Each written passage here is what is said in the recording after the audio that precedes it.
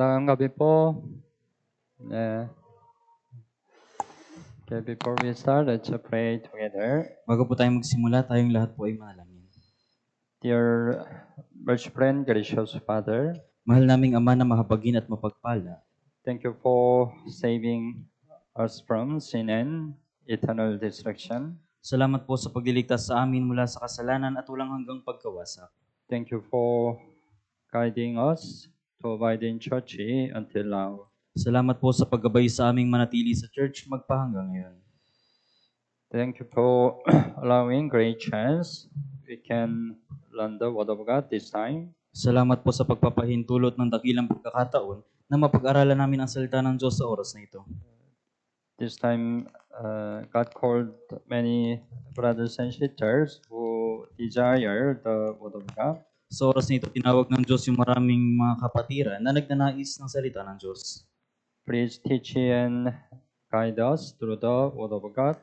Pakiusap, turuan at gabayan mo po kami sa pamamagitan ng salita ng Diyos. This time, please work the Holy Spirit so that we can clearly understand the Word of God. Sa oras na ito, pakilusin mo po ang Espiritu Santo nang sa gayon ay lubos naming maunawaan ang salita ng Diyos.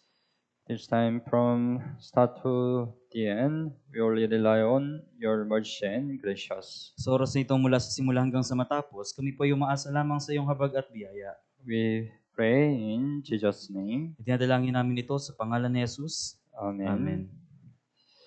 Okay po, buksan mo ang Biblia, Lamentation chapter 1. Panaghoy, chapter 1. Chapter 1, verse 1. Verse 1 hanggang 3, verse 1 hanggang 3. Lamentation chapter 1.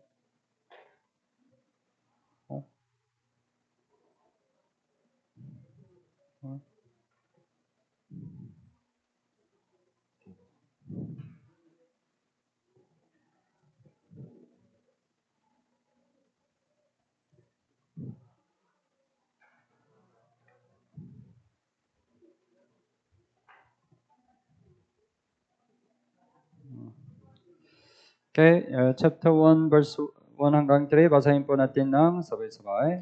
Kay lungkot na nakaupong nag-iisa ang lungsod na dating puno ng mga tao, siya'y naging parang isang balo, siya na dating dakila sa gitna ng mga bansa, siya na dating prinsesa ng mga lalawigan ay naging alipin. Siya'y umiiyak ng mapait sa gabi, may mga luha sa kanyang mga pisngi, sa lahat ng kanyang mangingibig ay wala ni isa mang sa kanya'y umaliw. Lahat ng kanyang mga kaibigan sa kanya ay nagtaksil, sila'y naging mga kaaway niya. Ang Juda ay dinalang bihag sa ilalim ng pagdadalamhati at mabigat na paglilingkod. Siya'y naninirahan sa gitna ng mga bansa, ngunit walang natagpuan na mapagpapahingahan. Inabutan siya ng lahat ng humahabol sa kanya sa gitna ng pagkabalisa. Okay, today we learn the book of Lamentations. Ngayong araw po ay pag-aaralan natin ang aklat ng Panaghoy.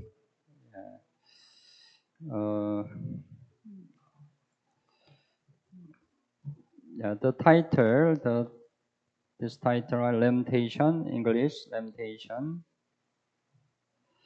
The meaning of lamentation is sorrow or pain. Ang kahulugan po ng Panaghoy ay kalungkutan o sakit. Korean name, the Korean name is the Lamentation of Jeremiah. Sa Korea po, ito po ay tinawag na Panaghoy ni Jeremias. Korean name include the name of Jeremiah. Sa Biblia po ng Korea, nakalagay po yung pangalan ni Jeremias. Because it was written by Jeremiah. Right? Dahil ito po ay sinulat ni Jeremias.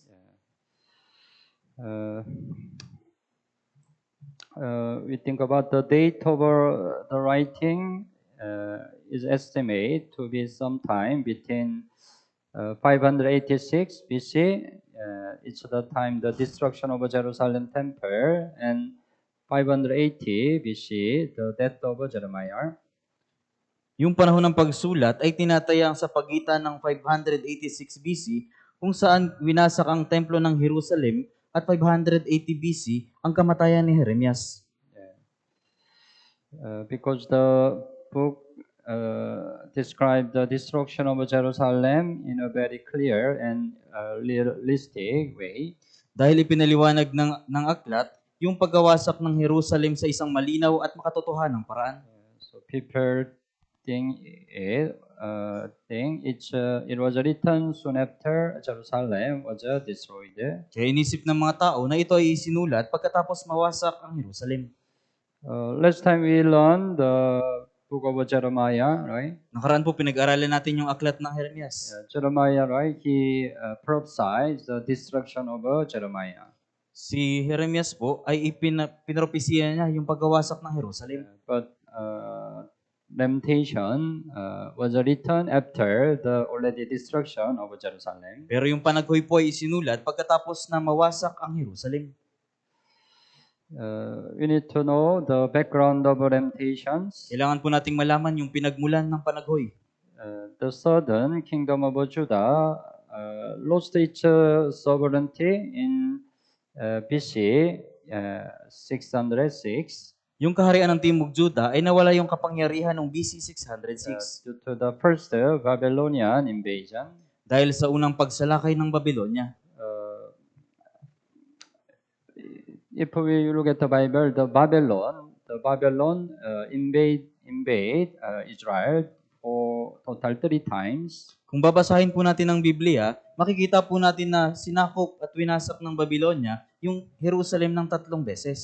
So by first invasion, they lost their sovereignty already. Sa unang pagsalakay, nawala na po sa kanila yung kanilang kapangyarihan.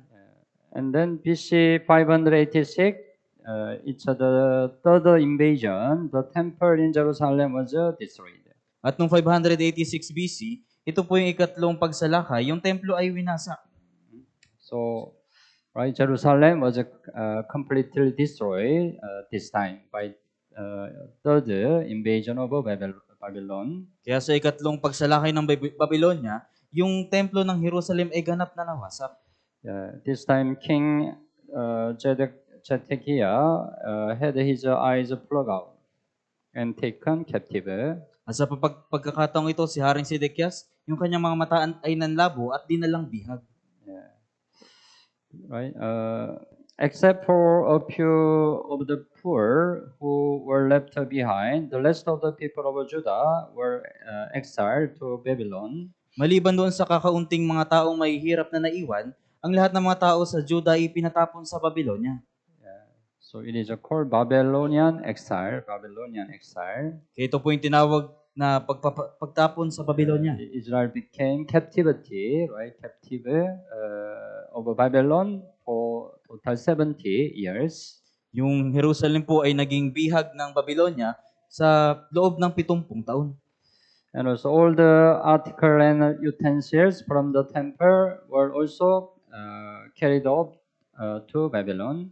At ang lahat ng mga artikula at kagamitan sa templo ay dinala rin sa Babylonia. Because all right, the temple, even temple of God, was destroyed. Dahil maging yung templo ng Diyos ay nawasak. It was written 2 King 25 and 2 Chronicle 36. Ito po ay naisulat doon sa ikalawang hari, chapter 25, at ikalawang kronika, chapter 36.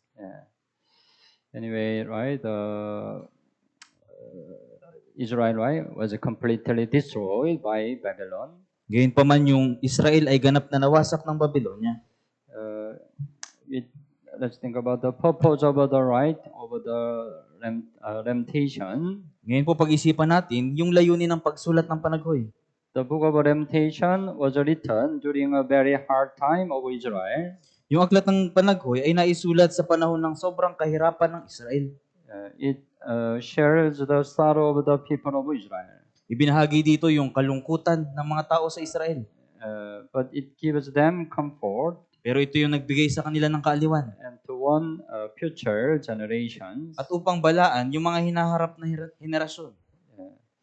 The destruction of a temple and the fall of Jerusalem are presented as the result of God's wrath due to their sins. Ang pagkawasak ng templo at ang pagbagsak ng Jerusalem ay nilarawan dahil sa bilang resulta ng galit ng Diyos sa kanilang mga kasalanan. but it lead the people of Israel to repentance. At ito yung pumatnubay sa mga tao ng Israel para sa pagsisisi. And moreover, though Israel was destroyed, the book proclaims hope in the unfailing mercy and compassion of the Lord. Gayunpaman, bagaman yung Israel ay winasak, ipinapahayag ng aklat yung pag-asa sa walang humpay na habag at pakikiramay ng Panginoon. That they were not utterly destroyed and that God would bring salvation. Na hindi sila lubos na wawasakin at magdadala ang Diyos ng kaligtasan. So most of the Bible, right? God, judges Israel because of their sin. Karamihan sa Biblia po, hinatulan ng Diyos yung mga Israelita dahil sa kanilang kasalanan. But it's not all right. Pero hindi po ito yung lahat. After God's judgment, God always restore. Pagkatapos ng paghuhukom ng Diyos, ang Diyos ay laging nagpapanauli. Because of His mercy. Dahil sa kanyang habag. The lamentation also saying. Pareho din po ito sa panaghoy. And we think about the characteristics of lamentations. Pag-isipan po natin yung katangian ng panaghoy. The book of Lamentations consists of 5 chapters. Yung aklat po ng panaghoy ay may nilalamang 5 chapters. Chapter 1 to 4 are classified as laments. Yung chapter 1 hanggang 4 po ay inuri bilang panaghoy. While chapter 5 is considered as a prayer. Habang yung chapter 5 po ay itinuring na panalangin.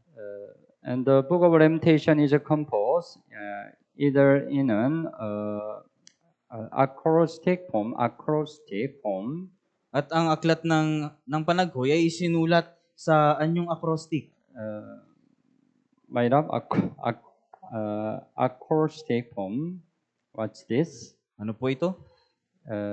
That is, each verse or group of verse begins with a successive letter of 22 letter Hebrew alphabet. Ito yung bawat talata ay nagsisimula sa sunod-sunod na letra ng 22 letra ng alpabetong Hebreo. Kagaya ito, right? The English also have alphabet, right? Alphabet. Yung English din po ay may alpabeto. You know alphabet, right? Yes. A.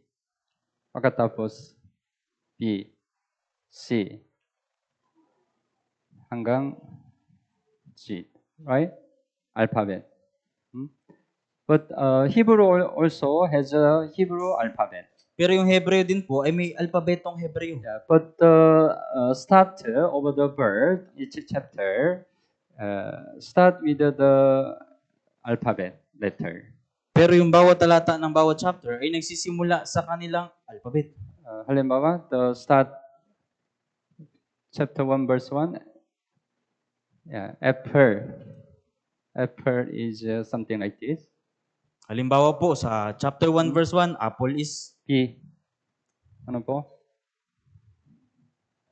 Yeah. But something like that. C. Yeah. Choice.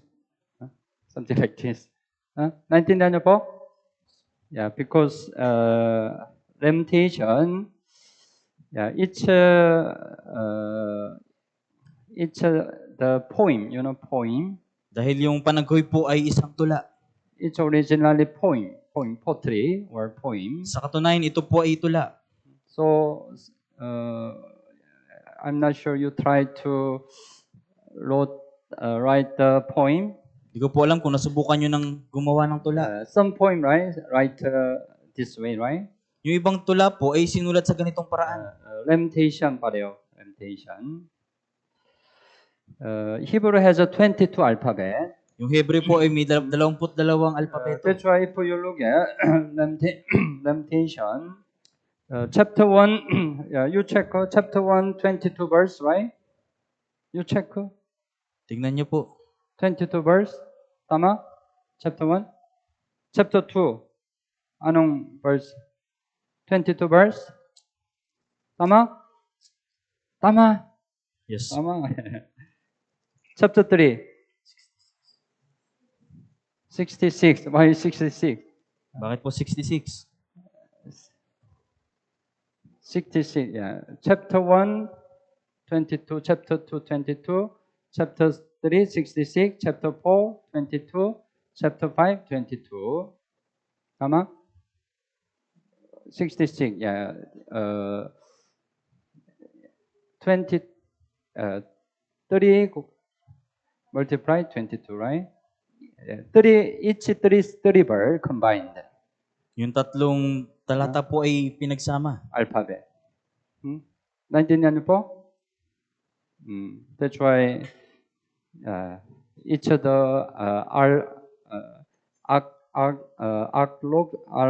acrostic form. Kaya ito po ay tinawag na anyong acrostic. Okay? Naintindihan niyo po? Poem. Yeah. So the Korean translate the lamentation. The song is like this: song of lamentation of Jeremiah. Kaya sa Korea po, sinabi po na awit ng panaghoy ni Jeremias. Because it's a poem, the poem. Dahil ito po ay isang tula. Okay. The structure of lamentation. Chapter 1 focus on the falls of Jerusalem. Yung chapter 1 po ay nakatuon sa pagbagsak ng Jerusalem. So theme is sorrow. Kaya yung tema po ay kalungkutan. Chapter 2 focus on wrath of God. Yung chapter 2 po ay nakatuon sa galit ng Diyos. The cause. Ito po yung sanhi. The reason. Chapter 3 focus on prayer for mercy. Yung chapter 3 naman po ay nakatuon sa panalangin para sa habag. But it has a hope. Pero meron itong pag-asa. Chapter 4, the cause of the Jerusalem's fall. Yung chapter 4 po ay nakatuon sa sanhi ng pagbagsak ng Jerusalem. But it lead repentance. At ito ay humantong sa pagsisisi. Chapter 5, lead prayer for restoration. At yung chapter 5 ay panalangin para sa pananauli. It's prayer. Ito po ay panalangin. The location happened, Jerusalem. Ito po ay nangyari doon sa Jerusalem. Around the 586 BC. Noong 586 BC. So chapter 1, fall over Jerusalem. Chapter 1 po yung pagbagsak ng Jerusalem. Verse 1 to 11 are written from the perspective of Jeremiah speaking about the city. Verses 1 hanggang 11 po ay sulat mula sa mula sa pananaw ni Jeremias na nagsasabi patungkol sa lungsod. The city is Jerusalem. Yung lungsod ng Jerusalem. In contrast, verse 12 to 22, city of Jerusalem is personified and speak in the first man, lamenting its own desolation. Sa kabaliktaran, sa verse 12 hanggang 22, yung lungsod ng Jerusalem ay binigyang katauhan na nagsalita sa unang panauhin na nananaghoy sa kalungkutan, sariling kalungkutan.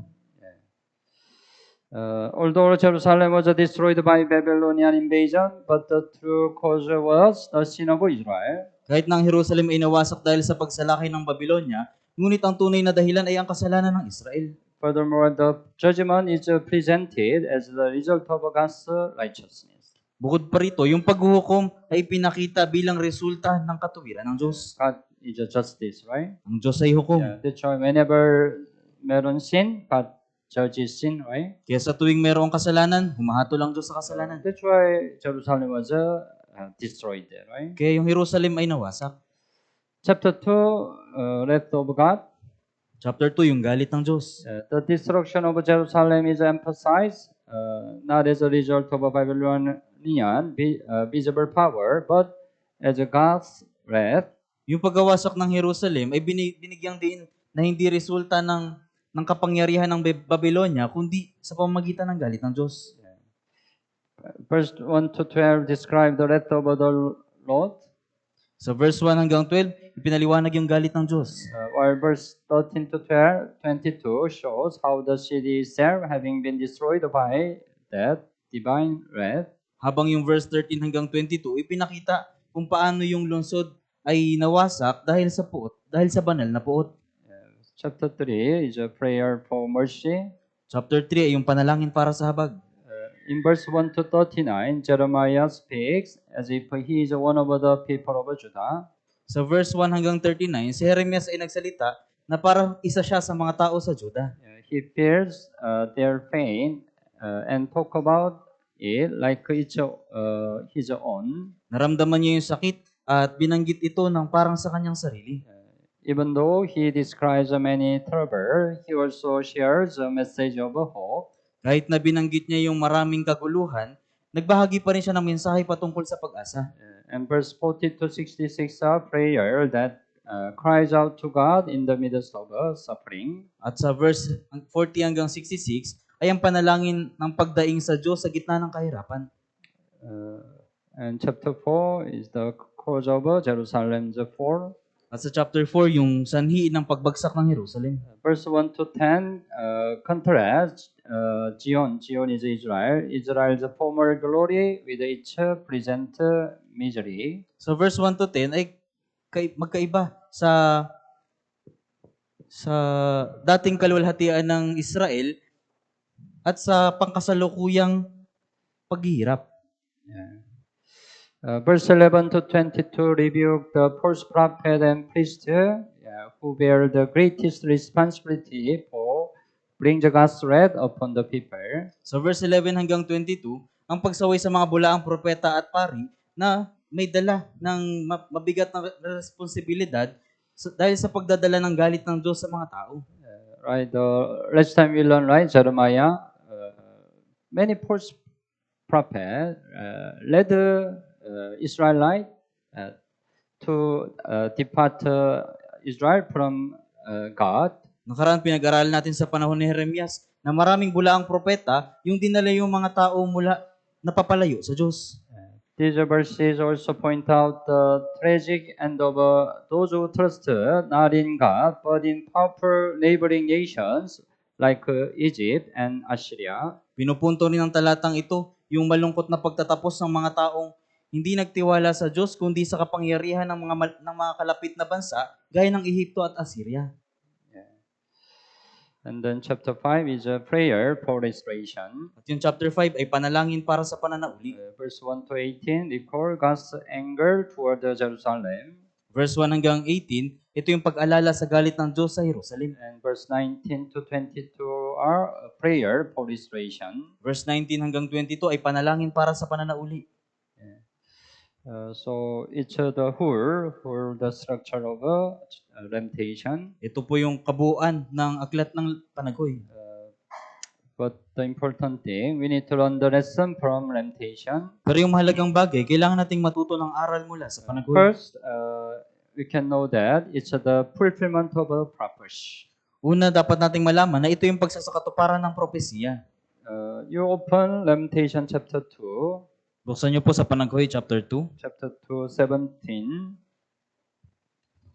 Chapter 2, 17. Okay po. Basahin po natin ng sabay-sabay. Ginawa ng Panginoon ang kanyang ipinasya na isinagawa ang kanyang banta na kanyang iniutos ng una. Kanyang ibinagsak at hindi naawa, hinayaan niyang pagkatuwaan ka ng iyong mga kaaway at itinaas ang kapangyarihan ng iyong mga kalaban. Right. The Lord has done what He purposed. Ginawa ng Panginoon ang kanyang ipinasya. He has fulfilled His word which He commanded in the days of old. Na isinagawa ang kanyang banta na kanyang iniutos ng una. Last time in Jeremiah, in the book of Jeremiah, right? God already prophesied the destruction of Jerusalem. Nakaraan po pinag-aralan natin sa aklat ng Jeremias, ipinropesiya ni Jeremias na wawasakin ang Jerusalem. If the book of Jeremiah foretells the fall of Jerusalem, then the book of Lamentation speak of the fulfillment of that prophecy. Kung binanggit ng aklat ng Jeremias ang pagbagsak ng Jerusalem, kung gayon sa aklat ng Panaghoy, binanggit naman yung patungkol sa pagsasakatuparan ng propesiya. That's why in Jeremiah chapter 5, it already prophesies the destruction of Jerusalem.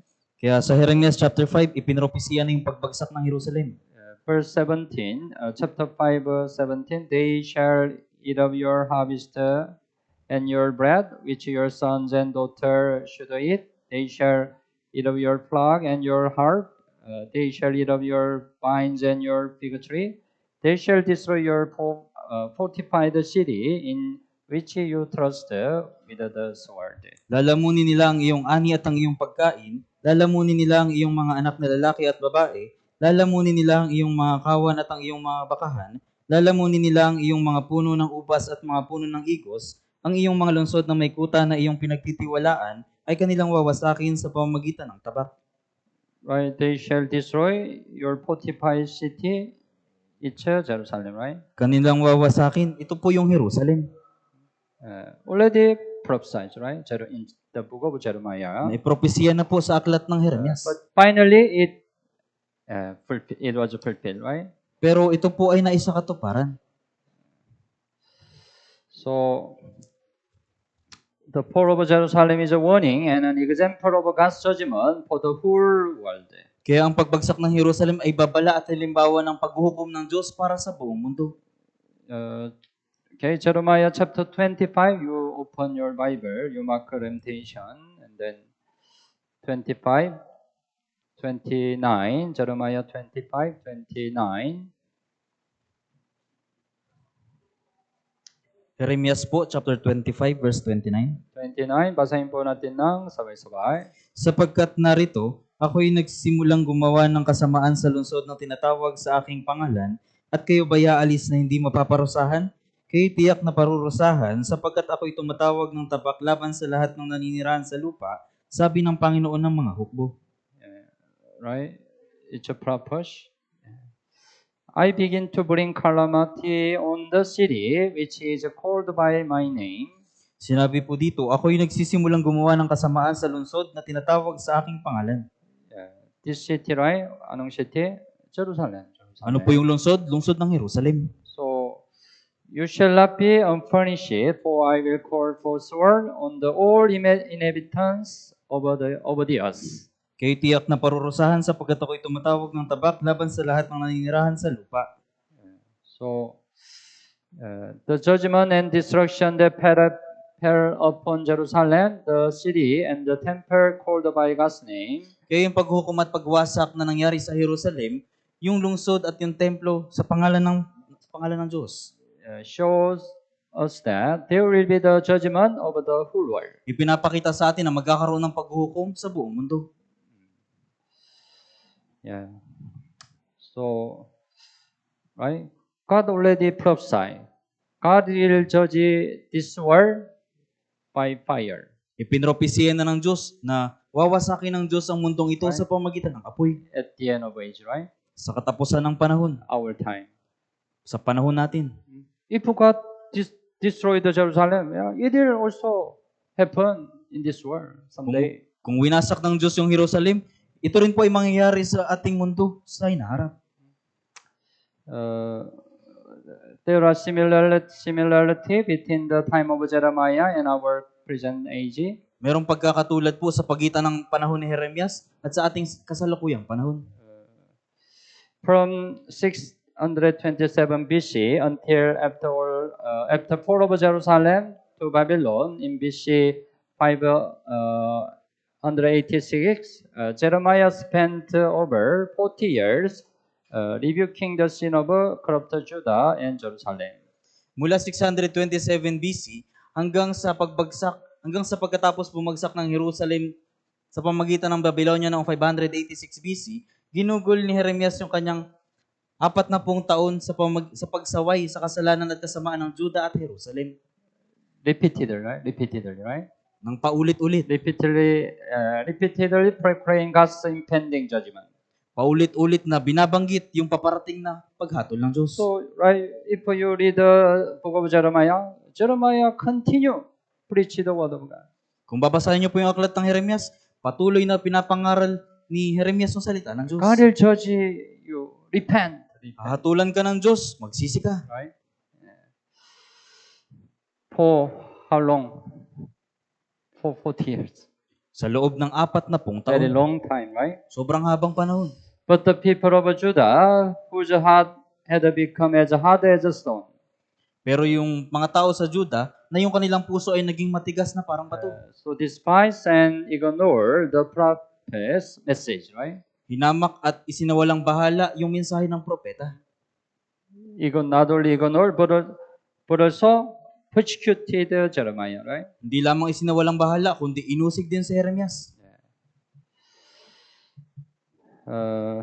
Although Jeremiah prophesied judgment and warned of destruction for many years, but it did not come true immediately. Kahit na ipinropesiya ni Jeremias yung paghuhukom at nagbabala patungkol sa pagkawasak sa mahabang panahon, pero hindi pa ito agad mangyayari. Right? Jeremiah, right? Continue preaching the God's message. Patuloy na ipinapahayag ni Jeremias yung mensahe ng Diyos. God will judge Israel, Jerusalem. Hahatulan ng Diyos ang Israel at Jerusalem. But it didn't happen immediately, right? Pero hindi ito agad nangyari. And it only caused the heart of Israel to become more stubborn. Kaya ito yung nagdulot na yung puso ng mga Israel ay higit na tumigas. Maybe they say, you prophesied God will judge Jerusalem, Marahil sinasabi nila, ipinopropesya mo na hatulan ng Diyos ang Jerusalem. but nothing happened. Pero wala namang nangyayari. Already 10 years, 10 taon na yung nakalipas. nothing happened. We're okay. Walang nangyari. Okay pa rin kami. Already 20 years, nothing happened. It's okay. 20 taon na yung nakalipas. Walang nangyari. Okay pa.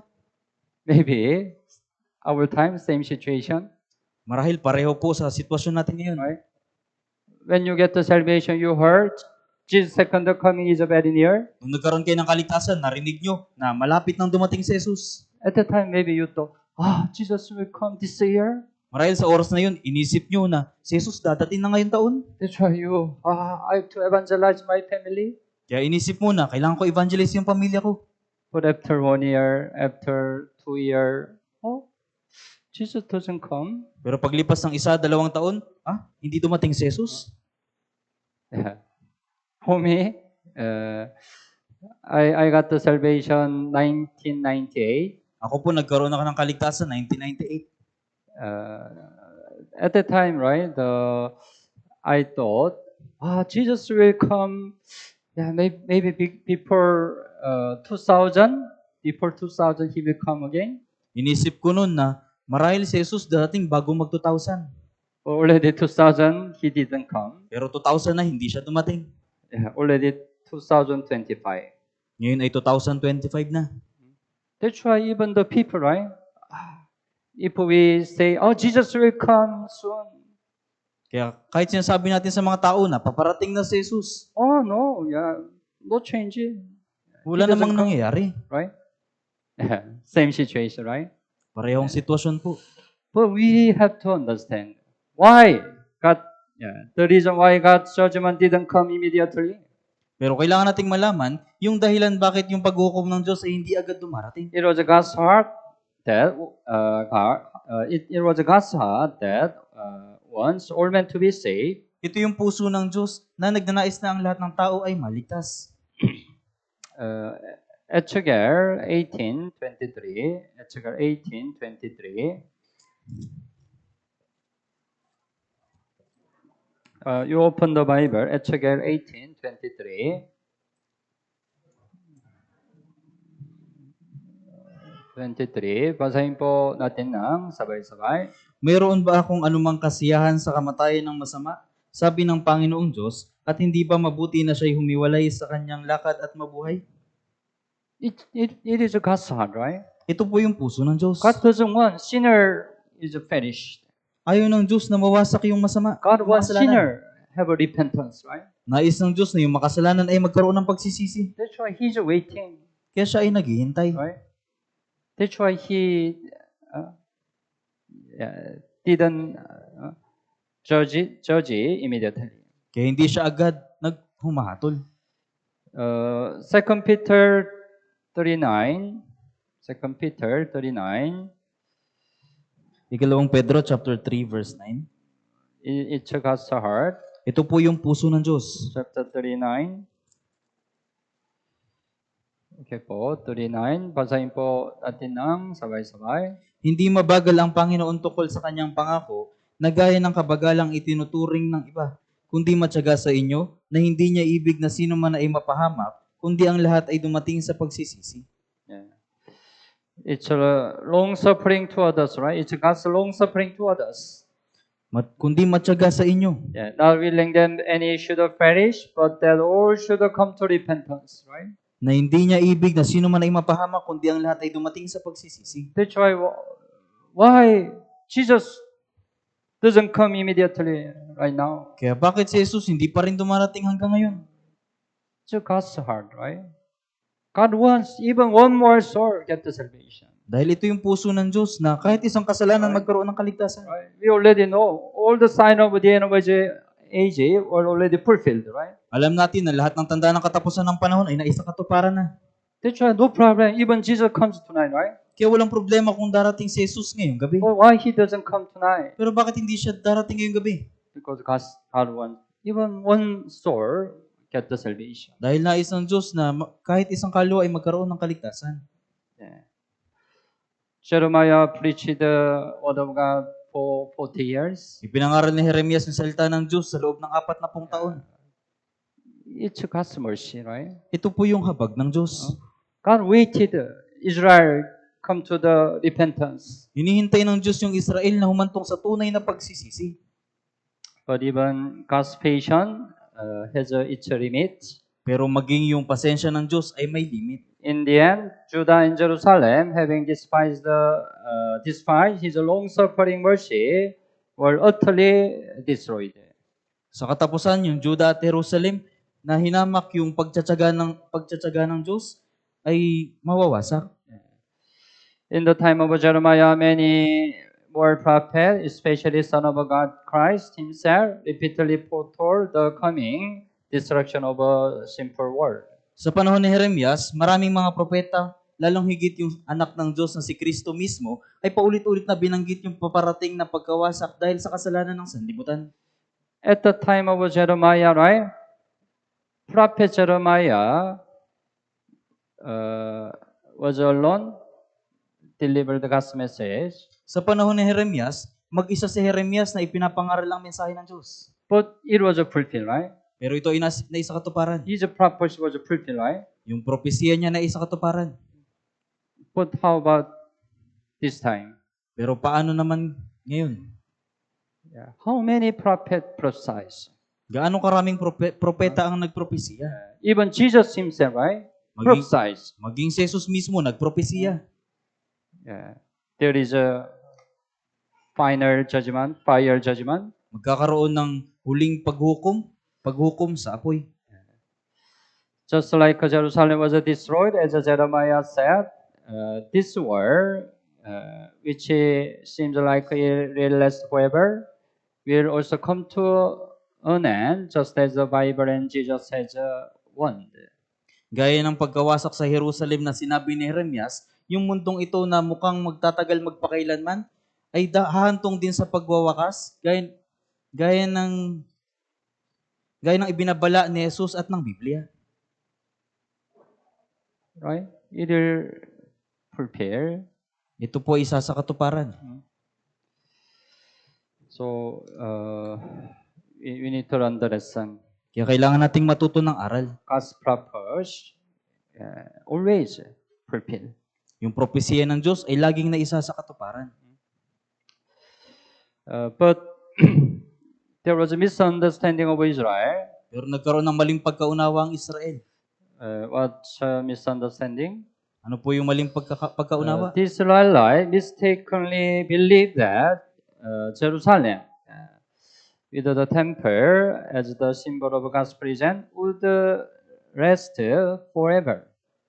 Yung mga Israelita ay nagkaroon ng maling pananampalataya sa Jerusalem kung saan yung templo na simbolo ng presensya ng Diyos ay mananatili magpakailanman. The temple of God. There was a temple of God in Jerusalem, right? Sa Jerusalem, nandun po yung templo ng Diyos. Temple of God symbolizes God's presence. Yung templo ng Diyos ay sumisimbolo sa presensya ng That's why Diyos. they believe. We have a temple of God. Kaya naniwala sila, meron kaming templo ng Diyos. That's why Jerusalem will not be destroyed until the end. Kaya sinabi nila na hanggang sa huli, hindi mawawasak ang Jerusalem. It will last forever and ever. Ito ay mananatili magpakailanman. But it's a complete misunderstanding, right? Pero ito ay ganap na maling pagkaunawa. Temple of God does not protect them. Yung templo ng Diyos, hindi sila pinoprotektahan. They rebelled against the Lord, the true owner of the temple, Rebelde sila laban sa Diyos, yung tunay na may-ari ng templo. yet blindly trust in the temple itself as a guarantee of safety. Kundi nagtiwala mismo sa templo na sila ay iingatan. Actually, they didn't trust in God. Sa katunayan, hindi sila nagtiwala sa Diyos. They trust in the temple itself. Nagtiwala lamang sila doon sa templo. We have a temple, we are saved. Meron kaming templo, kaya ligtas kami. Even though Babylon is strong, we are no problem because we have a temple of God. Kahit malakas yung Babylonia, walang problema dahil meron kaming templo ng Diyos. Complete misunderstanding, right? Ganap ng maling pagkaunawa. Jeremiah 7, they say like this, Jeremiah 7, verse 4. Jeremiah 7, verse 4. Okay po. Basahin po natin ng sabay-sabay. Huwag kayong magtiwala sa mapandayang mga salita na sinasabi, ito ang templo ng Panginoon, ang templo ng Panginoon, ang templo ng Panginoon. They said, right? The temple of the Lord. This is a temple of the Lord. Sinabi nila, ito ang templo ng Panginoon. 3 times, right? 3 beses nilang inulit. What do you mean? Anong ibig Oh, we sabihin? have a temple of God. Meron kaming templo ng Diyos. That's why don't worry. Kaya huwag mag-alala. Don't fear Babylon. Huwag matakot sa Babylonia. Don't believe the word of Jeremiah. Huwag kayong maniwala sa salita ni Jeremias. We have a temple. Meron tayong templo. But it's right. Lying word. Lying. Pero ito po ay mapandayang mga salita.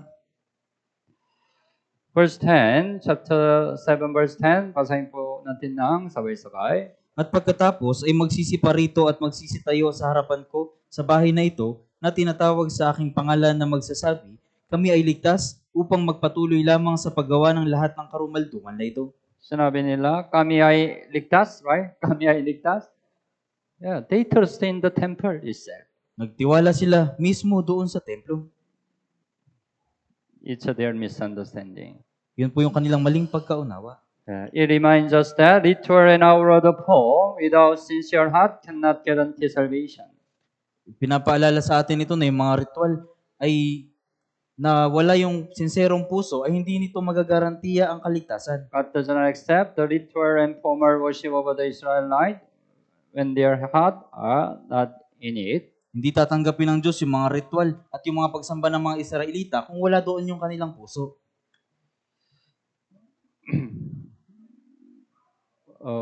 We need to learn the lesson. Kailangan nating matuto ng aral. Some you can have a heart. I abide in the church where there is the true gospel. May ilan sa inyo na iniisip na nananatili ako sa church kung saan naroon ang tunay na ebanghelyo. But it doesn't guarantee, right? We are safe. Pero hindi nito tinitiyak na tayo ay ligtas. Yeah. Last Sunday we learned, right? We in church, even in our church, there can be some who are not really saved. Nakaraang linggo pinag-aralan natin na sa church natin, merong mga tao na hindi ligtas. You stay, abide in true church, it doesn't guarantee your salvation, right? Nananatili ka sa tunay na church, hindi ito tumitiyak ng iyong kaligtasan. That's why we have to examine ourselves. Kaya kailangan nating suriin yung ating sarili. We shouldn't be like Israel, right? Dapat na hindi tayo maging tulad ng Israel. They just trust in the temple itself. Nagtiwala lamang sila doon sa templo. What's the result of a sin? Ano yung resulta ng kasalanan? All those surrounding Israel have become its enemies. Lahat ng nakapalibot sa Israel ay kanilang naging kaaway. Lamentation chapter 1, you go back, Balikan po natin sa Panaghoy chapter 1. 17. You open the Bible, Lamentation chapter 1, 17.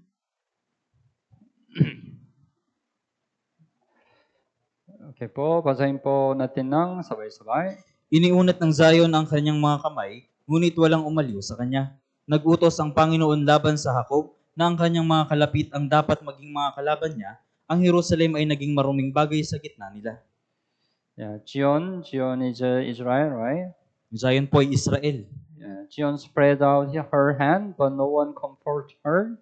Iniunat ng Zion ang kanyang mga kamay, ngunit walang umaliw sa kanya. And those around him become his adversaries.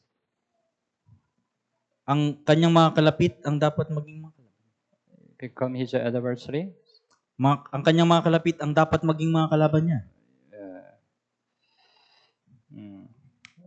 Verse 2, right? Chapter 1, 2 also, they have become her enemies. Sa chapter 1 verse 2, lahat ng kanyang mga sila'y naging mga kaaway niya. It's a result of their sin, right? Ito po yung resulta ng kanilang kasalanan.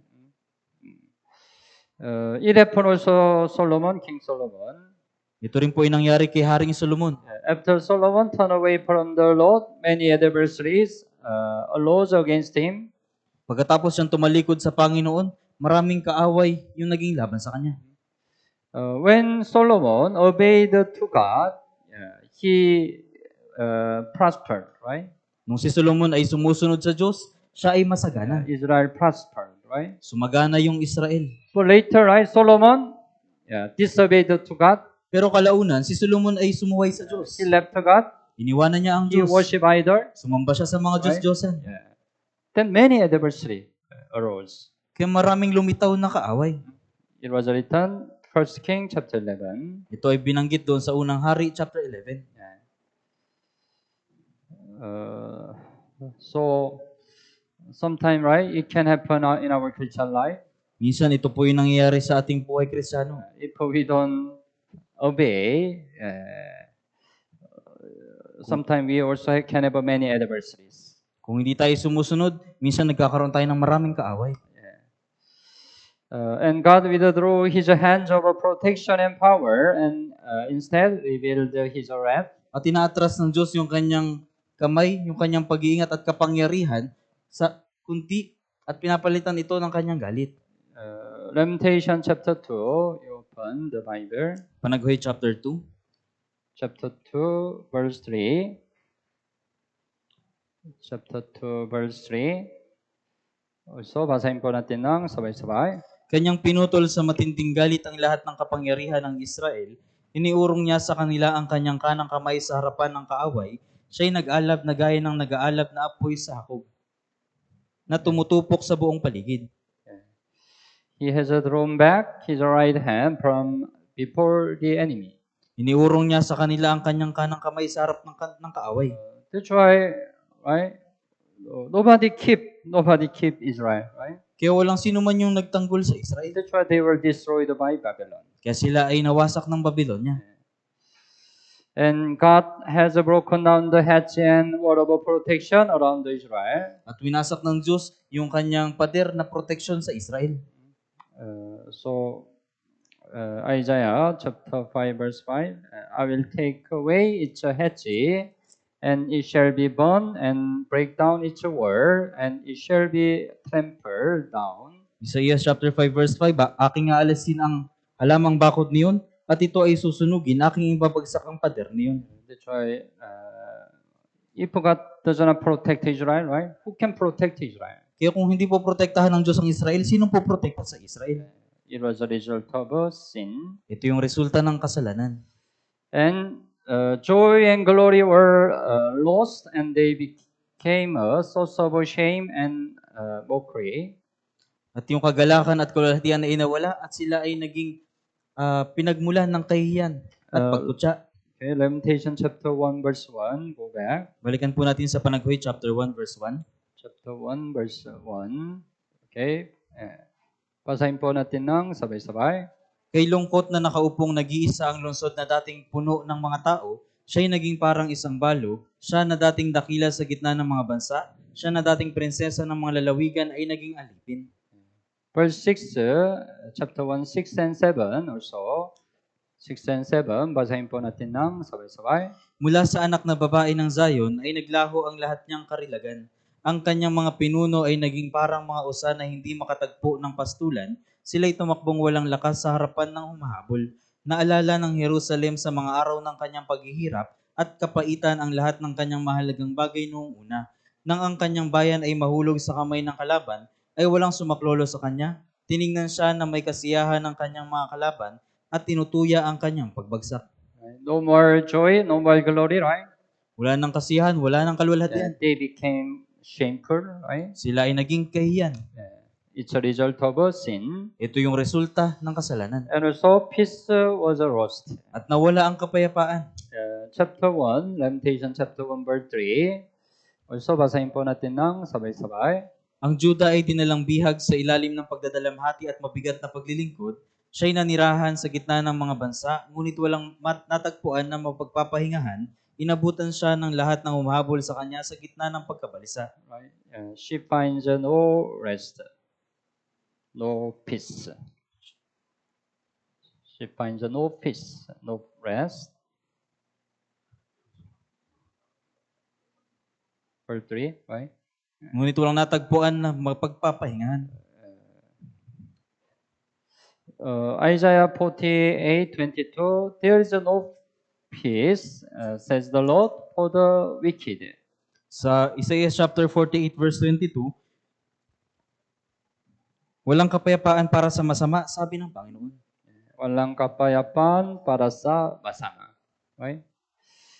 Pareho, right? If we have a sin, right, we don't have a peace. Pareho din po sa atin, kung meron tayong kasalanan, wala tayong kapayapaan. So sometimes, right, we lose a peace in our heart. Minsan nawawala yung kapayapaan sa ating puso. What's the reason? Ano po yung dahilan? Because of sin, right? Dahil sa kasalanan. It's a result of a sin, right? Ito yung resulta ng kasalanan. And God took away His grace and mercy, and the relationship with Him was broken. Inalis ng Diyos yung kanyang biyaya at habag, at ang relasyon sa kanya ay nawasak. Lamentation chapter 2, verse 1. Lamentation chapter 2, verse 1. Okay, basahin po natin ng sabay-sabay. Tingnan mo kung paanong sa kanyang galit ay tinakpan ng Panginoon ng ulap ang anak na babae ng Zion, kanyang inihagis sa lupa mula sa langit ang karilagan ng Israel, hindi niya inalala ang kanyang tuntungan ng paa sa araw ng galit niya. Right, the Lord has covered the trouble Sion with a cloud. Tingnan mo kung paano sa kanyang galit itinakpan ng Panginoon ng ulap ang anak ng babae ng Zion. Lamentation 3:44, so you have covered yourself with a cloud. Sa Panaghoy chapter 3 verse 44, tinakpan mo ang iyong sarili ng ulap. Cloud, you know cloud, right? Alam niyo po yung ulap? Yeah. If merong cloud, right, we cannot see the sun. Kung merong ulap, hindi natin makikita ang araw. The Bible describes sun is the image of God, right? Ipinaliwanag ng Biblia na yung araw ay larawan ng Diyos. So if sin enter, right, it's like a cloud.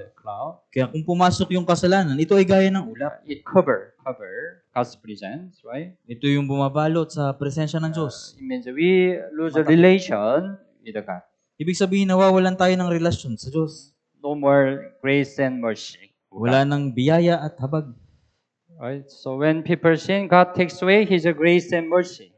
Kaya kapag ang tao ay nagkasala, inaalis ng Diyos yung kanyang habag at biyaya. Then even if they pray, He doesn't answer. At kahit na sila ay manalangin, hindi siya sumasagot. In the end, they lose their relationship with Him. At sa huli, nawawala yung relasyon sa Kanya. So, Awit 66:18 said, right? If I regard iniquity in my heart, the Lord will not hear.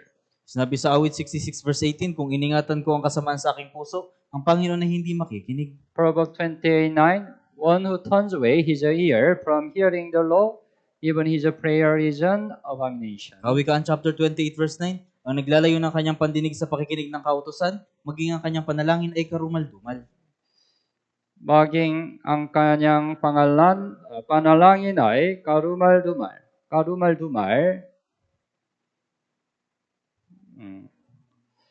So, if we pray to God without ceasing sin, our prayer is karumaldumal. Kung mananalangin tayo sa Diyos na hindi inaalis yung kasalanan, yung ating panalangin ay karumal-dumal. Right? It means God will not listen, answer our prayer. Ibig sabihin, hindi makikinig at hindi sasagot yung Diyos sa ating panalangin. It's the result of a sin, right? Ito yung resulta ng kasalanan. And then the Jeremiah is called the weeping prophet. Weeping prophet, At si Jeremias ay tinawag na propetang umiiyak or the prophet of a tear. o ang propeta ng luha. So, if we read the Lamentation, we can find that he continuously cried.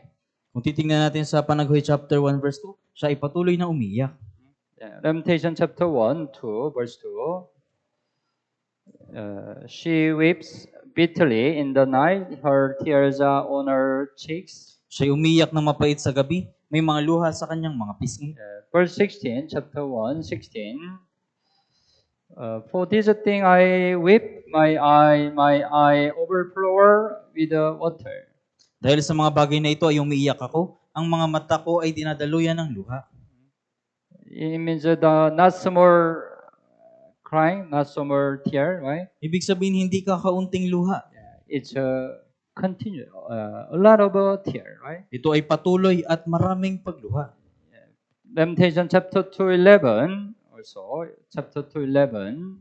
Panaghoy chapter 2 verse 11, My eyes fail with the tears. ang aking mga mata ay namumugto sa kaiiyak. It describe his heart, right? Ipinaliwanag dito yung kanyang puso. When he saw the destruction of Israel, his heart become broken heart. Nung nakita niya yung pagkawasak ng Jerusalem, yung kanyang puso ay nawasak. Chapter 2:11, you open, basahin po natin ng sabay-sabay. Ang aking mga mata ay namumugto sa kaiiyak, ang aking kaluluwa ay naguguluhan, ang aking puso ay binuhos sa lupa dahil sa pagkapahamak ng anak na babae ng aking bayan, sapagkat ang mga bata at mga pasusuhin ay nangihina sa mga lansangan ng lungsod.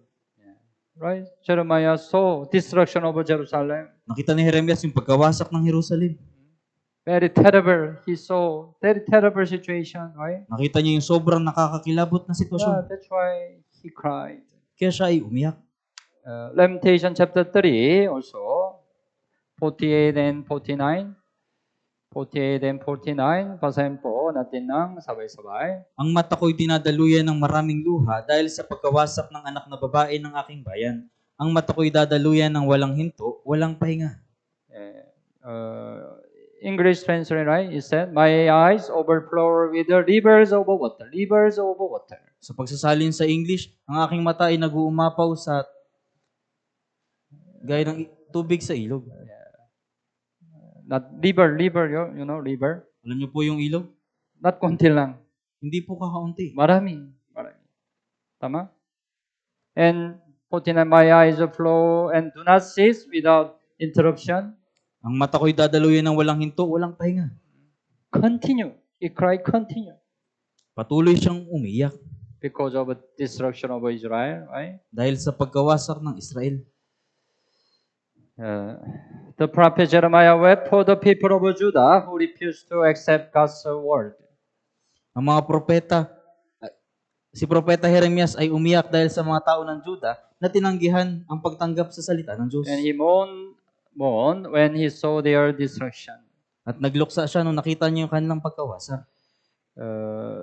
During his public ministry, Jesus also wept. Sa kanyang pampublikong ministeryo, si Jesus din ay umiyak. Jesus, right, himself wept. Si Jesus din mismo ay umiyak. When he saw the destruction of Jerusalem, right, he also wept. Nung nakita niya yung pagkawasak ng Jerusalem, umiyak din siya. The apostle Paul also exhorted the people with the tears. Si Apostol Pablo rin ay umiyak. Apostle Paul also cried many times. Si Apostol Pablo rin ay umiyak ng maraming beses. He cried because of the lost soul.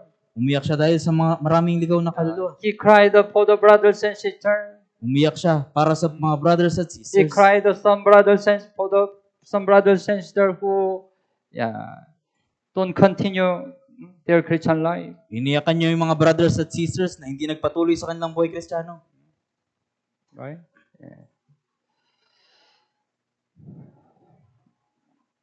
The suffering of the people of Judah after Babylon's fall was terrible, but the suffering of Losor is even worse. Ang pagdarusa ng mga tao sa Juda pagkatapos ng pagbagsak nila dahil sa Babylonia ay kakilakilabot, ngunit ang pagdurusa ng mga ligaw na kaluluwa ay mas matindi.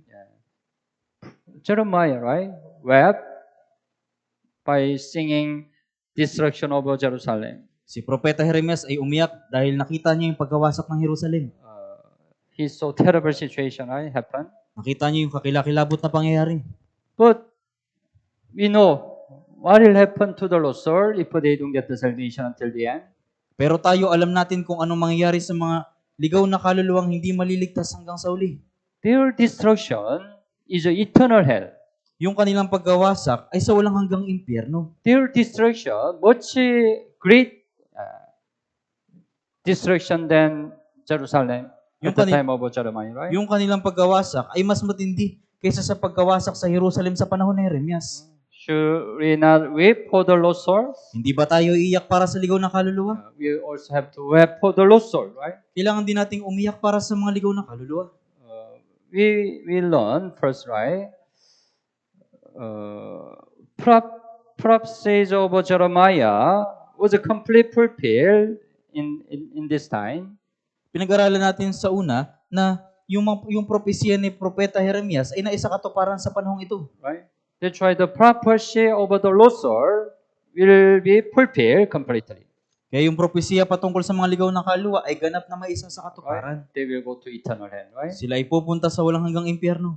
We know this fact. Alam natin yung katotohanan ng ito. That's why we also have to weep for the lost souls. Kaya kailangan din nating umiyak para sa mga ligaw na kaluluwa.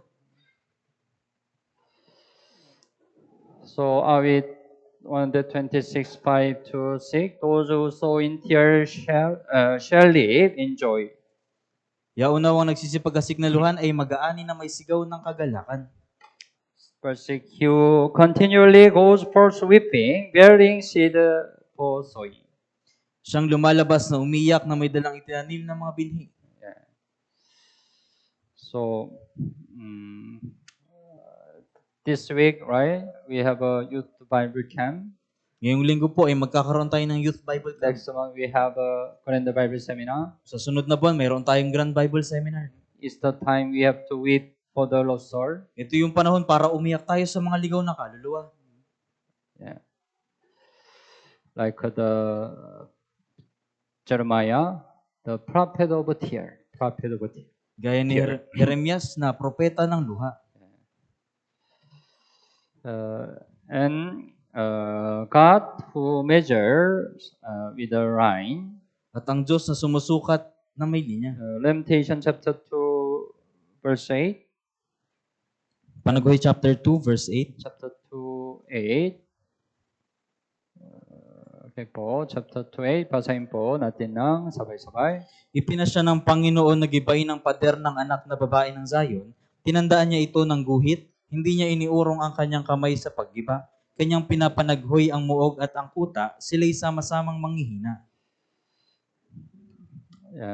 The Lord has purposed to destroy the world of daughter of Zion. Ipinasya ng Panginoon na gibain ng pader ng anak na babae ng Zion. But it said, He has stretched out a line. Tinandaan niya ito ng guhit. What it means, stretch out a line. Ano pong ibig sabihin na tinandaan niya ito ng guhit? When God stretched measuring line over Jerusalem, it meant He was examining it carefully. Nung tinandaan niya ng guhit, nung nagtanda siya ng guhit doon sa Jerusalem, ibig sabihin, pinag-aralan niya itong mabuti. Measure. Alam niyo po ba yung panukat? Measure, right? When you check the length, you use a measure. Huh? Kapag sinusuri niyo po yung haba, gumagamit kayo ng panukat. Alam mo ba, measure? Yeah. Something like this. God measure.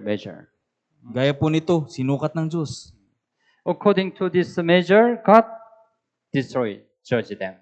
Ayon sa sukat na ito, ang Diyos ay hahatol. It means He is very exact. God is very exact. Ibig sabihin ang Diyos ay eksakto. Even the destruction was carried out exactly according to His plan and purpose. Maging yung pagwasak ay naisakatuparan ayon sa kanyang plano at layunin. Even now, God weighs and measure each person. Maging ngayon, ang Diyos ay tinitimbang at sinusukat ang bawat tao. You have to keep in mind, God also measure your Christian life. Huwag niyo pong kalimutan na sinusukat din ng Diyos ang inyong pamumuhay Kristiyano. God weighs your Christian life. Tinitimbang ng Diyos ang buhay Kristiyano mo.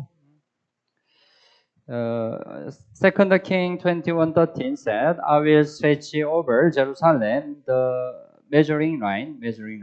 Sa ikalawang hari, chapter 21, verse 13, aking paabutin sa Jerusalem ang pising panukat. God judge Jerusalem according to the measure, according to His measure. Hatulan ng Diyos ang Jerusalem ayon sa kanyang panukat. Unang Samuel chapter 2:3. The Lord is the God of knowledge, and by Him actions are weighed. Unang Samuel chapter 2, verse 3, sapagkat ang Panginoon ay Diyos ng kaalaman at ang mga kilos ay kanyang tinitimbang. It's important, right? God weighed your action, your Christian life. Sinusukat ng Diyos ang iyong mga kilos. Because the Lord is the God of knowledge. He knows everything, right? Dahil ang Panginoon ay Diyos ng kaalaman, kaya alam niya ang lahat ng bagay. God knows everything for your Christian life. Alam ng Diyos ang lahat ng bagay sa iyong buhay Kristiyano. That's why He weigh down your Christian life. Kaya tinitimbang niya ang iyong buhay Kristiyano.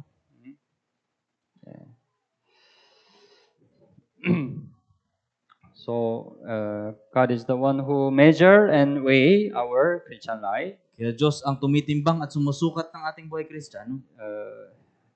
And verse 6, it said, we think about the bear the yoke. Pag-isipan natin yung pasanin ang pamatok. Lamentation chapter 3, verse 27 and 8. Lamentation 3, 27 and 8. Basahin po natin ng sabay-sabay. Mabuti nga sa tao na pasanin ang pamatok sa kanyang kabataan. Maupo siyang mag-isa sa katahimikan kapag kanyang iniatang sa kanya. Jeremiah was called by God and became prophet when he was young. Si Jeremias ay tinawag ng Diyos at naging propeta nung siya ay kabataan.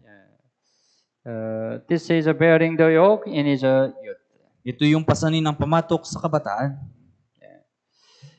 He become prophet is like it's bearing the yoke. Yung pagiging propeta, ito ay gaya ng pagpasan sa pamatok. But it said it is good to take up the yoke in youth. Pero sinabi na mas mabuting pasanin ng pamatok sa kabataan. For that is when we are able to do Lord's work. Dahil tayo ay may kakayahan na gawin yung gawain ng Panginoon.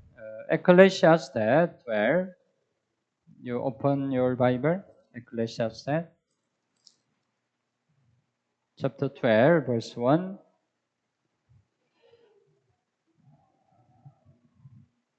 Okay po, basahin po natin ng sabay-sabay. Alalahanin mo rin naman ang lumikha sa iyo sa mga araw ng iyong kabataan bago dumating ang masasamang araw at ang mga taon ay lumapit na iyong sasabihin, wala akong kasiyahan sa mga iyon. Remember now your Creator in the days of your youth. Alalahanin mo rin naman ang lumikha sa iyo sa mga araw ng iyong kabataan. Bakit? Before the difficult days come. Bago dumating ang masasamang araw. The youth, your youth mean you still have a strength. Ang iyong kabataan, ibig sabihin mayroong ka pang lakas. When you have a still strength, you can bear yoke. Right? Kung mayroong ka pang lakas, maaari kang pumasa ng pamatok. You can do God's work. Right? Pwede mong gawin yung gawain ng Panginoon. That's why youth time, right? It's the good time bear the yoke. Kaya sa panahon ng kabataan, ito yung mabuting panahon sa pagpasa ng pamatok. Of course, here there are not only youth but also other right fathers or mothers. Siyempre dito, hindi lang po mga kabataan, kundi may mga mothers at fathers din. Yeah, some are already old, Yung iba ay matatanda na. but even you are old, you still have a strength, right? Pero kahit na matatanda na kayo, mayroon pa rin kayong lakas. If you still have the strength, you are also youth before God. Kung kayo ay may lakas pa, kayo rin ay kabataan sa harapan ng Diyos. It means you can do God's work. Ibig sabihin, kaya niyong gawin ang gawain ng Diyos. We are not always given the chance to do Lord's work. Tayo ay laging binibigyan ng pagkakataon na gawin ang gawain ng Panginoon. So when the opportunity comes, we must serve Him with all our heart. Kaya kapag dumating yung pagkakataon, dapat na paglingkuran natin siya ng may buong puso. So in your Christian lives, you can have a opportunity to do God's work. Kaya sa inyong buhay Kristiyano, mayroon kang pagkakataon na gawin ang gawain ng Panginoon. Then you have to bear the yoke. Kung gayon, kailangan mong pasanin ang pamatok. Don't refuse, don't reject. Huwag mong tanggihan. Yeah, you receive the great chance. Tumanggap ka ng dakilang pagkakataon. And also, it was not a man who placed the yoke on me, but the Lord. At hindi ang tao ang nagpasan sa akin ng pamatok, kundi ang Panginoon. Bearing yoke is not easy, right? Yung pagpasan ng pamatok ay hindi madali. Because yoke is heavy. Dahil mabigat yung pamatok. It's difficult, right? Ito ay mahirap. So even though bearing the yoke is hard, we must carry it to the end. Kaya kahit na mabigat ang pagpasan sa pamatok, kailangan natin itong dalhin hanggang sa huli. Because God Himself, right? God Himself placed the yoke on me.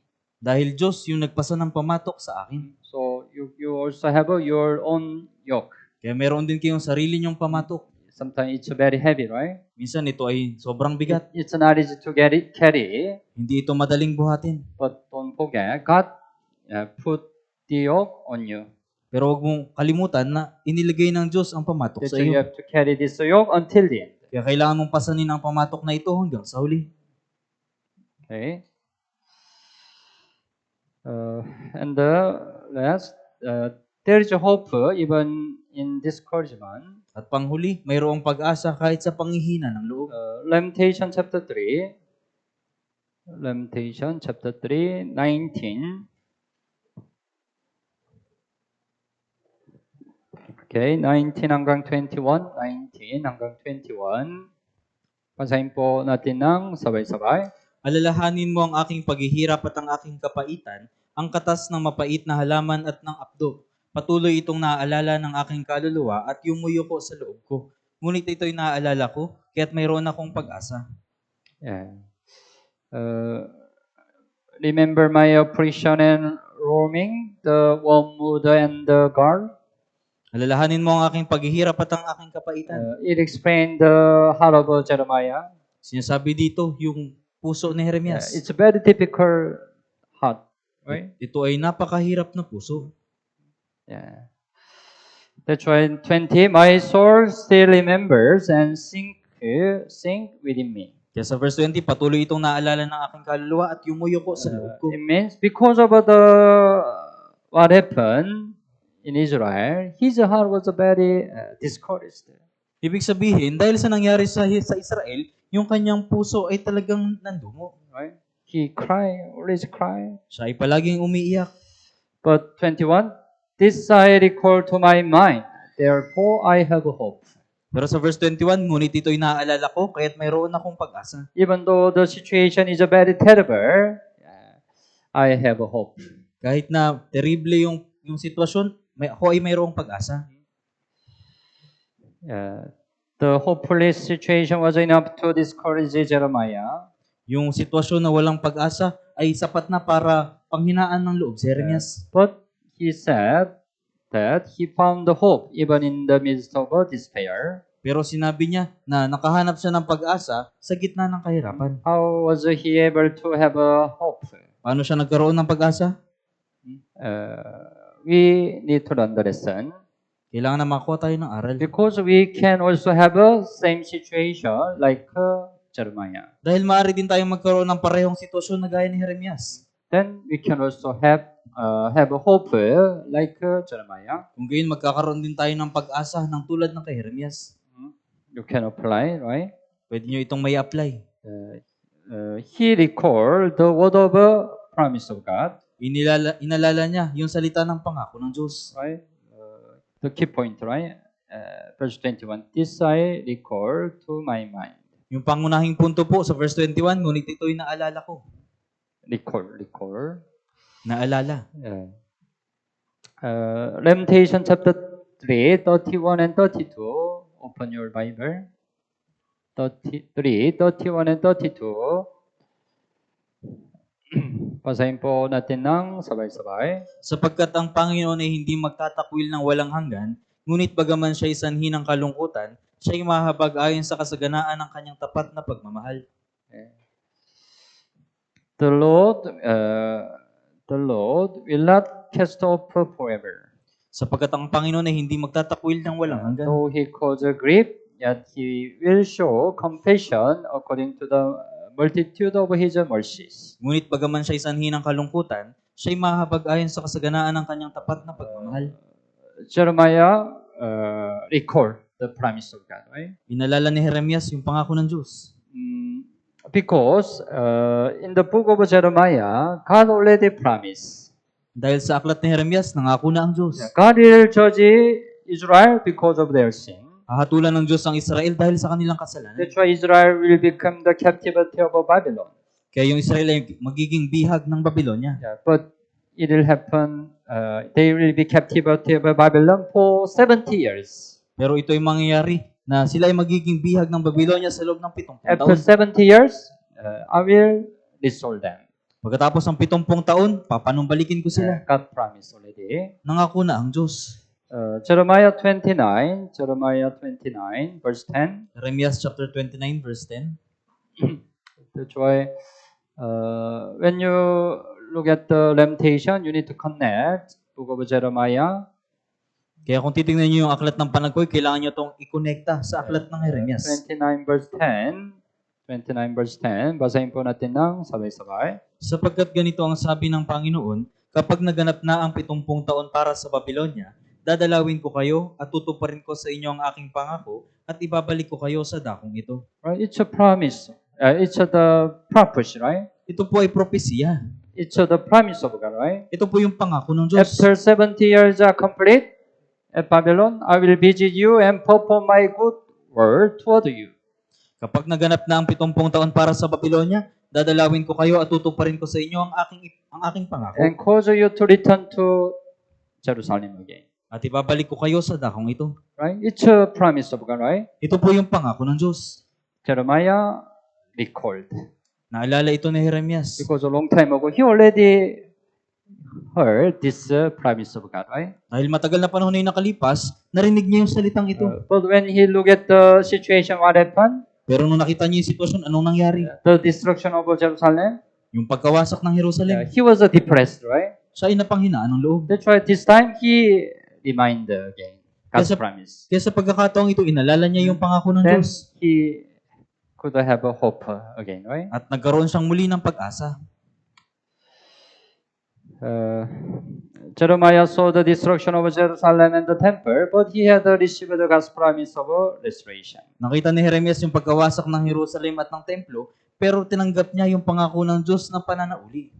That's why when you have this discouragement situation, remind God's promise. Kaya kung nasa ganito kayong kalagayan, sitwasyon, alalahanin niyo yung pangako ng Diyos. Because there are many promises of God in the Bible. Dahil sa Biblia, maraming pangako ng Diyos. Okay po? Return to the promise of God in the Balikan Bible. nyo yung pangako ng Diyos na nasa Biblia. Recall, remind. Alalahanin nyo. Then you have hope. Kung gayon magkakaroon kayo ng pag-asa. And also he remembered God's character and nature. At inalala niya yung katangian at likas ng Diyos. He also remind who God is. Inalala niya, sino ba ang Diyos? Yeah. Lamentation chapter 3. Go back. 22 and 23. 22 and 23. Also, basahin po natin ng sabay-sabay. Ang tapat na pag-ibig ng Panginoon ay hindi magmamaliw, ang kanyang mga habag ay hindi natatapos. Sariwa ang mga iyon tuwing umaga, dakila ang iyong katapatan. He reminded God's mercy. Inalala niya yung habag ng Diyos, His compassion. yung kanyang God, aliw. God has a mercy, right? Ang Diyos ay mahabagin. God is a compassionate, right? Ang Diyos ay nag-aaliw. And also, Nagmamaliw, hindi nagmamaliw. verse 23, God, great is your faithfulness. At sa verse 23, dakila ang iyong katapatan. Right? Faithfulness. God is faithful, right? Ang Diyos ay tapat. He reminded. Inalala niya ito. God is a mercy. Ang Diyos ay mahabagin. Even God allowed this situation, God is a mercy. Kahit na ipinahintulot ng Diyos yung sitwasyong ito, mahabagin ng Diyos. God is a compassion. Ang Diyos ay hindi nagmamaliw. God is a faithful. Ang Diyos ay tapat. The prophet Jeremiah believed that the people of Israel would not be completely destroyed or abandoned forever. Naniwala si Jeremias na yung mga tao sa Israel ay hindi ganap nawawasakin at iiwanan. He remembered that God is full of mercy and compassion. Naalala niya na ang Diyos ay puno ng habag at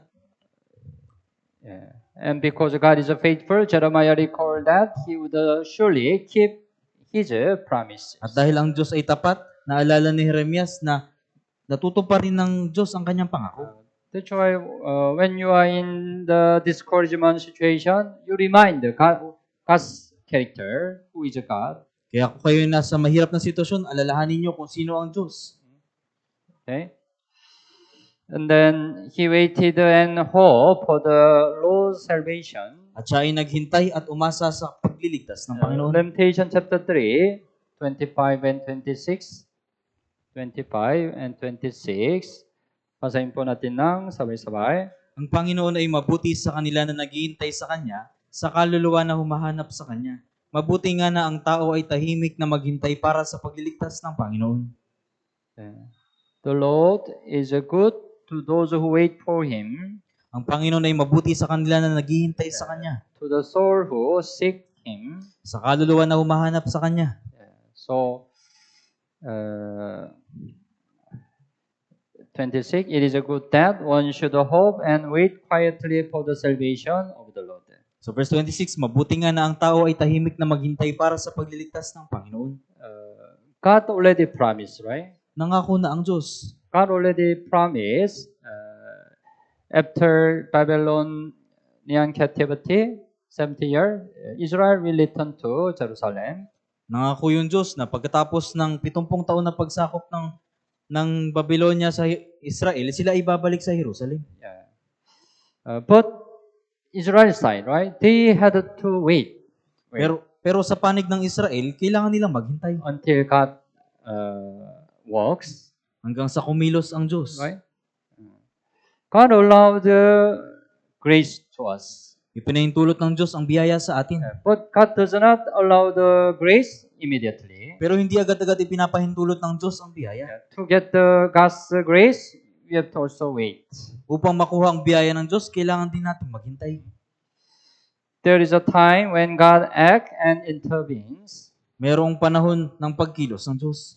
Until then, we must wait quietly and keep seeking His help. Hanggang sa araw na yun, kailangan nating tahimik na maghintay at hanapin ang kanyang tulong. Isaiah 30, you open your Bible, 30, Isaiah 30, verse 18. Isaiah chapter 30. 30, verse 18. Okay po, basahin po natin ng sabay-sabay. Kaya't naghihintay ang Panginoon na maging mapagbiyaya sa inyo, kaya't siya ibabangon upang magpakita ng habag sa inyo. Sapagkat ang Panginoon ay Diyos ng katarungan, mapapalad ang lahat na naghihintay sa Kanya. Therefore the Lord will wait that He may be gracious to you. Kaya't naghihintay ang Panginoon na maging mapagbiyaya sa inyo. God wants to give us His grace, right? Nais ibigay sa atin ng Diyos ang Kanyang biyaya. But He does not give His grace immediately. Pero hindi niya agad-agad ibinibigay yung kanyang biyaya. He also wait. Siya rin po ay naghihintay. Right? That's our side. Yeah, we also need to wait Kaya sa panig natin, kailangan din nating maghintay to receive His grace. para tanggapin yung kanyang biyaya. That's why He said, "Blessed are all those who wait for Him." Kaya sinabi dito, mapapalad ang lahat na naghihintay sa kanya. But the problem, we don't like waiting. Pero yung problema, ayaw nating maghintay. Yeah, we expect His grace immediately Inaasahan natin na agad-agad yung kanyang biyaya without waiting, right? nang hindi naghihintay. That's the reason why we don't get His grace. Yan yung dahilan kung bakit hindi natin natatanggap yung kanyang biyaya. Yeah, so when we are in discouragement, we need to learn waiting for Him. Kung tayo ay nasa panghihina ng loob, kailangan nating matutunang maghintay sa Then kanya we can get His grace. upang makuha natin yung kanyang biyaya. We experience His promise is fulfilled. At mararanasan natin na yung kanyang pangako ay maisa sa katuparan. And also He remembered that God's will for us is not disaster but peace. At inalala niya na yung kalooban ng Diyos ay hindi sakuna, kundi kapayapaan. Lamentation chapter 3, go back. Panaghuy chapter 3. Verse 33. Chapter 3, verse 33. Okay po, basahin po natin ng sabay-sabay. Sapagkat hindi niya kusang pinahihirapan o ang mga anak ng mga tao ay sinasaktan man. Yeah. He does not afflict willingly. Hindi niya kusang pinahihirapan. It means God does not allow affliction. Allowing affliction to us is not God's original will. Ang pagpapahintulot ng kahirapan sa atin ay hindi ang orihinal na kalooban ng Diyos. What's profit to Him? He allow affliction to us. Anong pakinabang sa Kanya kung ipapahintulot niya yung kahirapan sa atin? Right? No profit, right? Walang pakinabang. No reason why God allow affliction to us, right? Walang dahilan kung bakit ipinapahintulot ng Diyos yung kahirapan sa atin. But when God allow affliction to us, there is His will. Pero kung ipapahintulot ng Diyos yung kahirapan sa atin, mayroong kalooban ng Diyos. There is His good will, right? Mayroong mabuting kalooban ng Diyos. That's His will. Yan yung kanyang kalooban. Because through the affliction, right, we can have more blessing. Dahil sa pamamagitan ng mga kahirapan, magkakaroon tayo ng maraming biyaya. Jeremiah 29, Jeremias chapter 29. verse 11. We already read verse 10. Verse 11, chapter 29, verse 11. Okay po, basahin po natin ng sabay-sabay. Sapagkat nalalaman ko ang aking mga panukala para sa inyo, sabi ng Panginoon, mga panukala para sa ikabubuti at hindi sa ikasasama, upang bigyan kayo ng kinabukasan at ng pag-asa. Yeah. The thought that I think toward you, we can know what's the God's thought toward us. Nalaman natin kung ano yung panukala ng Diyos para sa atin. Thought of peace and not of evil, right? Mga panukala para sa ikabubuti at hindi sa ikasasama. Tama ba? God doesn't have evil to us, any evil to us. Hindi magbibigay ang Diyos ng kasamaan sa atin. Right? The thought of God toward us is peace, to give the peace to us. Yung panukala ng Diyos sa atin ay upang bigyan tayo ng kapayapaan. To give you a future and a hope, right? Upang bigyan kayo ng kinabukasan at ng pag-asa. Right? It's a good, right? Peace, future, hope, right? Ito po yung mabuti, yung ikabubuti, yung God's pag-asa. thought toward us is a good thing, right? Yung panukala ng Diyos para sa atin ay mabubuting bagay. Not evil thing, right? Hindi sa ikasasama. So we shouldn't forget this fact. Kaya dapat na hindi natin kalimutan yung katotohanan ito. We can miss some difficult situation. Haharap tayo sa mga mahihirap na Yeah, sitwasyon. we can have a great oppression in Magka- our Christian life. Magkakaroon tayo ng matitinding kahirapan sa ating buhay Kristiyano. But God, why God allowed it? Pero bakit ito ipapahintulot ng Diyos? There is God's good will, Mayroong mabuting kalooban ng Diyos. right? Yeah. Although God allowed Jerusalem to be destroyed, it was because of their sins. Kahit na pinahintulutan ng Diyos na mawasak ang Jerusalem, ito ay dahil sa kanilang kasalanan. Through that discipline, He led them to repentance in order to give them true peace. Sa pamamagitan ng disiplina, pinatnubayan niya sila sa tunay na pagsisisi upang sila ay tumanggap ng tunay na kapayapaan. So,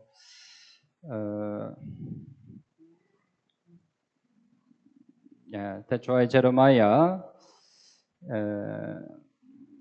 he could have a hope, right? Kaya si Jeremias ay nagkaroon ng pag-asa. He could overcome the discouragement. Nagawa niyang papapagtagumpayan yung panghihina ng loob. So, the book of Lamentation, right? It looks the message of the Lamentation looks very sad, but we can find the hope still. Yung yung mensahe ng panaghoy ay mukhang malungkot, pero makakakuha pa rin tayo ng pag-asa. We need to catch it, this hope. Kailangan nating makuha yung pag-asang ito. Therefore, yeah. Okay, let's pray together. Manalangin po tayo. Dear merciful and gracious Father, Mahal naming Ama na mahabagin at mapagpala, thank you for saving us from sin and eternal destruction. salamat po sa pagliligtas sa amin mula sa kasalanan at walang hanggang pagkawasak. Thank you for guiding us to abide in church until now. Salamat po sa paggabay sa aming manatili sa church magpahanggang ngayon. Especially this week, we have a youth Bible camp. Lalong higit ngayong linggo po kami ay magkakaroon ng Youth Bible Camp. Please lead many youth to this Bible camp. Pakiusap at nubayan niyo po yung maraming kabataan sa Youth Bible Camp na ito. Please work the Holy Spirit so that all invited can get the salvation. Pakiusap, pakilusin mo po yung Espiritu Santo nang sa gayon ay lahat ng may imbitahan ay magkaroon ng kaligtasan. And also let us open our mouth to preach the gospel. At nawabuksan namin ang aming mga bibig na maipangaral ng Ebanghelyo. Let us have the heart of Jeremiah. Nawa magkaroon kami ng pusong tulad ni Jeremias. Let us have a pitiful mind for the lost souls, Nawa magkaroon kami ng maawaing pag-iisip para sa mga ligaw na kaluluwa. so that we can preach the gospel boldly to them. Nang sa gayon ay matapang naming maipangaral ng Ebanghelyo sa kanila. We only rely on your mercy and gracious. Kami po ay umaasa lamang sa iyong habag at biyaya. We pray in Jesus' name. Dinadalangin namin ito sa pangalan ni Jesus. Amen. Salamat po.